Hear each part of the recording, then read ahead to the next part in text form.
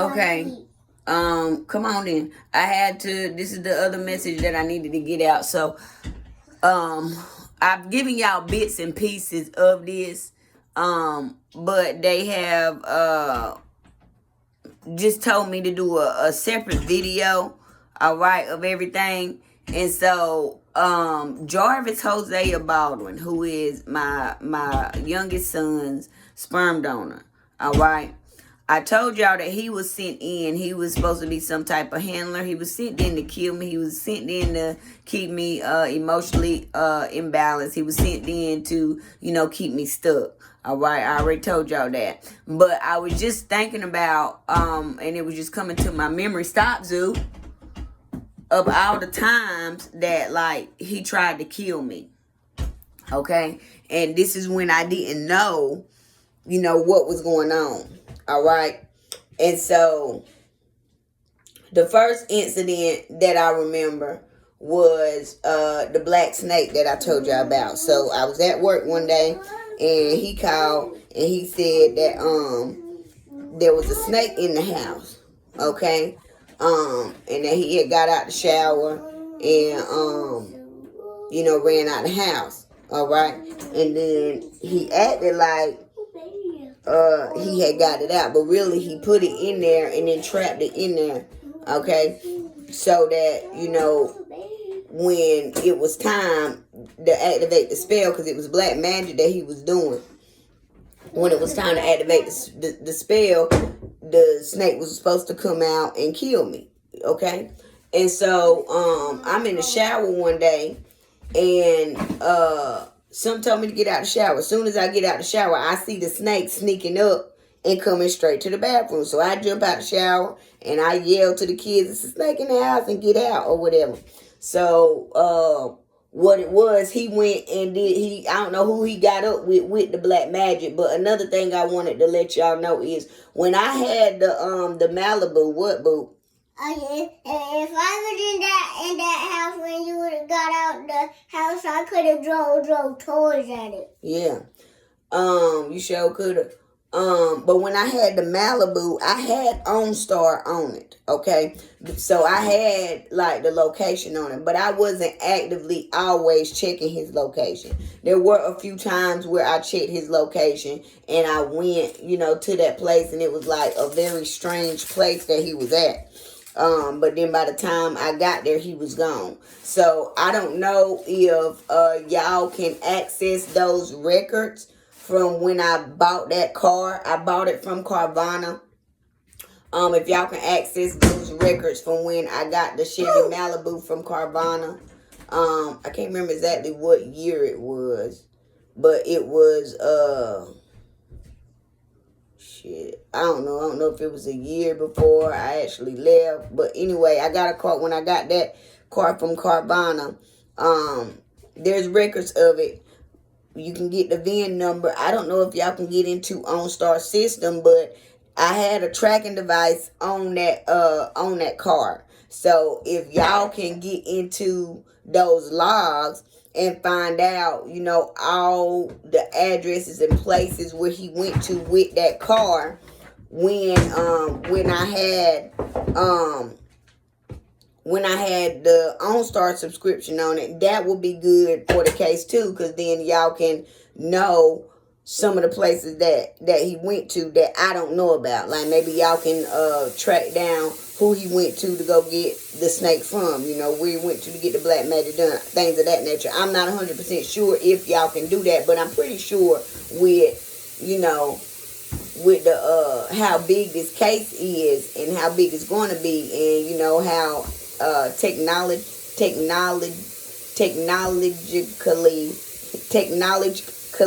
I don't know how to say it right now, y'all. Technically advanced. I don't know how advanced y'all technology is and y'all stuff to hack in y'all systems and stuff, y'all equipment and stuff. Mama, when I went to look in the mirror, I saw like a little white thing, but right here, like here. Okay, good. I know that y'all can get those logs of that data, okay? So you can check with Carvana and check when I got the 2017 Malibu. It was navy blue. Okay, get the VIN number for it. And then get with OnStar, because OnStar was attached to the vehicle, and I had the tracking service on OnStar to where it tracked every place we went, every movement. Okay, and so matter of fact, with that you can track too. If y'all can get access to it now, if y'all can track that, y'all can find out where because I think I still had it when I was on the way to Washington State, but y'all can find out the hotels and motels that I stopped at on the way to Washington State, because there was a hotel in Atlanta, a motel in Atlanta that I stopped at before we left, because we went to Atlanta for a night, then we peeled out.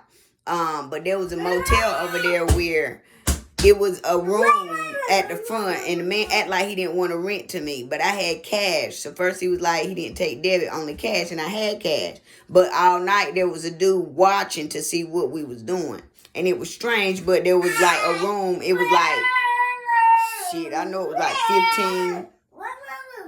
like 15 to 20 kids in one room, and then it was like 3 people in there. One of the kids was a young boy. He was dressed like a girl, and he was like walking in front, and I was looking like, when I got there, this was when I first started awakening.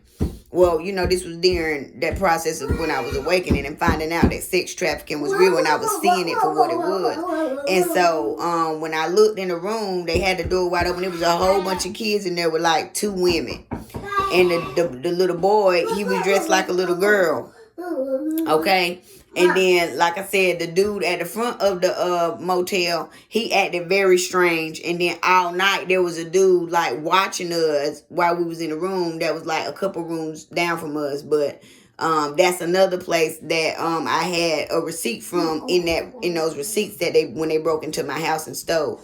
But if y'all can get those logs from OnStar, then we can trace back where I stopped at on my way. Okay, and where I was at, and not only that, you will possibly see gang stalkers. This is when I didn't know gang stalking existed or what it was, but you will possibly see gang stalkers when you get the footage from the places. But I know for certain there's a whole motel in Atlanta. It's back up in the cut somewhere. It's like on a dead end road. I don't know what part of Atlanta I was on. All I know is that's where the ancestors took me. That's where they took me. And when I seen it, I was like, this looked like, they prostituting these kids out of this motel, which is exactly what was going on. All right. But we stayed the night. I kept quiet. You know what I'm saying? Locked the doors up when we peeled out. And, that's the next day we started the long drive. So the first night we just left from Jarvis' mama, Sandra Faye Green. We left from her house. Where she was living in an apartment complex in Valdosta. I know it if I see it, but a Harris Teeter is not too far from it. But it's a college apartment. It's student housing, okay? And if I get over there, I'll know. I can probably remember what apartment it was. But that's where she was staying at when we was in Valdosta. And she had the student housing apartment. And it was just her. All the other doors was locked in order to get in. And this was one of the things I realized too when I got there. Before I got there, she said she had 3 rooms. But then when I got there, the 3 rooms, the other 3 rooms was locked, and her room was the only one open. All right, so that was a red flag. And this is when I was starting to see who these people really was. They was really sent Jarvis in to handle me and to keep me, low vibrational, to keep me confused, to keep me from ascending. All right. But he started turning me off. I started really not liking him. He started looking ugly and all type of stuff. But anyway, and I know I just went off, but that just hit my spirit. If y'all can get those records from that Chevy Malibu that I had for OnStar and get those logs of, the time that I had to get the logs from the time that I had the vehicle and I activated the location services on it, then then you can we can track some stuff that way, because it was some hotels like the one in Wyoming. Is where there was people, there was a dude that was standing at the pool. He had on all black, and he was just looking at me when I went up the stairs. Hold on, Zoo. But then when I came back down the stairs, he was gone. I guess that was their first thing they was doing, trying to scare me. But this was when I had the Malibu before it got repoed. So it got repoed in Washington State because they set it up that way. So if y'all can get those logs, then that would be very beneficial. Okay. Now the other time that Jarvis tried to kill me, and the store's about to close out no, it ain't. any minute. Okay, no, it ain't. And the other time he tried to kill me, I gotta get this message out, boo. We was arguing, and so I was following him and his homeboy, LeBrandon Burns. He's seen it. All right. And now this is the time where we both had pistols, but I was following them, and then they stopped at a house. It was an apartment complex out there, like it was like Rayford Road, almost in Rayford. Okay, like going towards Rayford Road, and so I pull up and I back in. And the whole time I'm fussing with him on the phone while I'm driving behind him, and he gets out the car and he actually points the gun at me and he pulls the trigger twice, but the bullets they ricocheted off the car, but he had it pointed dead at me. All right, that's the type of protection I got. I'm not going to be harmed, but I was just sitting there like, nigga, pull the trigger. And so he pulled it, and he pulled it twice, and he shot twice at me. And God, my ancestors, my spiritual team, made the bullets just ricochet out the car like it didn't even leave a mark. Okay, that was the second time. The third time, he poisoned my food. So, and I got the tickets still, I believe. It was a show that Davin had. Davin Rashad Brown, all right, my fake brother. We was close before I found out he was a snake, and you know that he was plotting against me. But he had a show, and I think I still got the tickets because I had to get the tickets early. So I bought two tickets, one for me and one for Jarvis. Jarvis ended up not wanting to go, and so I was gonna go by myself. But earlier that day, he had cooked some food for me. And then all of a sudden I got sick. And so I got so sick that all I could do was go to sleep. I couldn't end up not being able to go to the show. So I called my brother and I was like, I can't come. I ain't gonna make it. You know what I'm saying? Because I don't feel good. And all I remember is eating that food, getting sick, and then I slept for like 2-3 days. My body was healing from whatever popped. It was getting rid of the toxins and the poison that he had put in my food. So I slept for like 2 or 3 days. And as soon as I finished eating, Jarvis left the house. Okay, he didn't come back till late that night. And so I was left at the house with the kids. You know what I'm saying? Trying to fend for myself and trying to make myself better. I couldn't get out of bed. I could barely move. I had got some orange juice and some cough drops, but I could barely drink. I couldn't hardly eat or anything, but it took me like 3 days to pass that poison out of my body.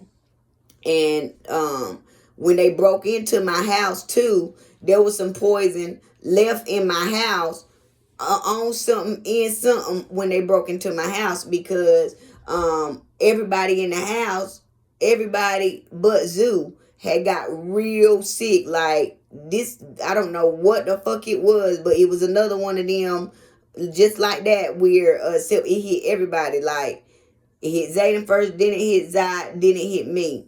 And then Zoo, all he had was like a runny nose or some shit. It didn't hit him like it hit us, but when it hit me, like I literally, same thing happened. I could barely get up. Every time I tried to get up, my body laid me that down and put me back to sleep. It felt like I was drugged each time. It felt like I was drugged. I was drowsy. I could barely move. I could barely eat. I did get enough rest to get up and get me some herbs, so that I could nurse myself back to health. But when I tell y'all, I went through I don't know how many tissue rolls, blowing my nose and getting that shit out my goddamn body. It felt like I was drugged. Both times I felt drugged, because as soon as I finished eating, I got drowsy. I got tired. And so when I went to sleep and woke back up, when that last one, and this was in Wake County when they broke in my house, my head was hurting so goddamn bad. Like, I could barely open my eyes. Like, I never forget that when I got sick in Wake County. And since then, we haven't had no bugs or got sick or nothing. But it was poison. And it happened after we came back from when Jarvis Baldwin coerced me to come to Missouri, when I didn't have to come. I could have just emailed my documents over to Kansas City Housing Authority. But the lady over there, she's an older lady. Y'all can get the records. I think I gave y'all her name already, but I can't think of it right now. At Kansas City Housing Authority that I was dealing with, she was giving me the runaround. She was like a supervisor or something, Wanda Kinley or some shit like that. But that's when they came in and did all that, they left some poison somewhere in some food, because it was after I had cooked something and it had the poison in it. Everybody got sick, and everybody had got poison. First it hit Zayden, and then it hit Zai, and then it hit me. And everybody was down like 3 days, and I had to nurse everybody back. But it hit me the hardest. Like, when I tell y'all, I could not move. At both times that I was poisoned, I couldn't move. It like my body, my eyes would open up, and I'd be like, oh man, I need to get up and help myself do something. I could barely get up to use the fucking bathroom, bro. I had a damn spit jar beside my bed when this is the Wake County incident. I had a spit jar beside my bed because I was steady coughing up mucus and yellow shit. And like, I don't get sick. I don't get sick because I don't eat meat. I'm very clean. I sanitize hands, wash hands. I do all that. I don't get sick. Even when there's people out, we don't get sick. And, we don't get sick. And so, I was poisoned twice by Jarvis and his crew. Okay, because they got me out of the house to get the poison in, and then he was in the house with me when he poisoned my food that time. But when I tell y'all, both times, like, I couldn't move. Like, both times my head was banging. Like, I don't even know the goddamn word. I got to get some. I got to put some hot glue on that, Zoo. We gonna get it. I probably do it today. Watch out. Yeah, but I just had to get on here and do a separate video of Jarvis Baldwin and the times that I can remember where he participated in an attempted murder on my life.